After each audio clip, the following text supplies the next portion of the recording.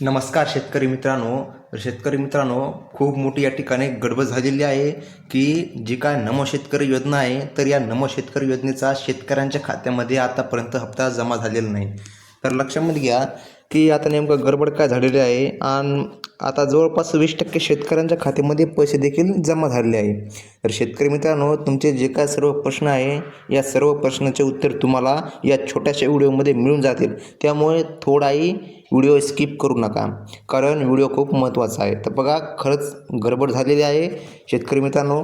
तर काय झालं होतं, हे वितरण तर झाले होते, परंतु शेतकऱ्याच्या खात्यामध्ये पैसे या ठिकाणी जमा झाले नव्हते. तर या ठिकाणी बघा, आता शेतकऱ्याला काय वाटू लागलं की आम्हाला नमो किसान महासन्मान निधी योजनेचा हप्ता मिळाला नाही, तर मग आम्हाला पुढे हप्ता मिळेल का, अशी या ठिकाणी शेतकऱ्याला चिंता वाटू लागली.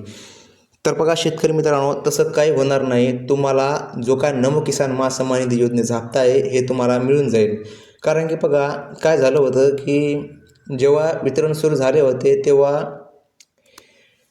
डीबीटी ट्रान्सफर हे फेल झालं होतं.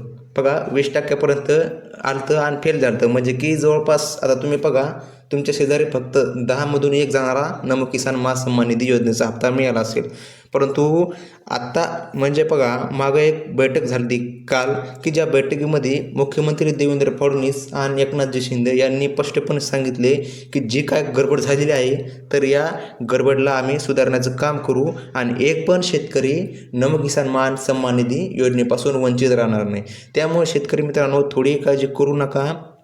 तुम्हाला लवकरात लवकर नमो किसान महासन्मान निधी योजनेचा हप्ता मिळून जाईल. आता मला माहिती आहे तुम्हाला हप्ता मिळालेला नाही आणि दुसऱ्या काही शेतकऱ्याला आसपासच्या तुमच्या हप्ता मिळाला असेल, तर काळजी करण्यासारखं काही नाही. त्यामध्ये हे फेल झालं होतं डीबीटी ट्रान्सफर, तर त्यामुळे ही अडचण आली तांत्रिक.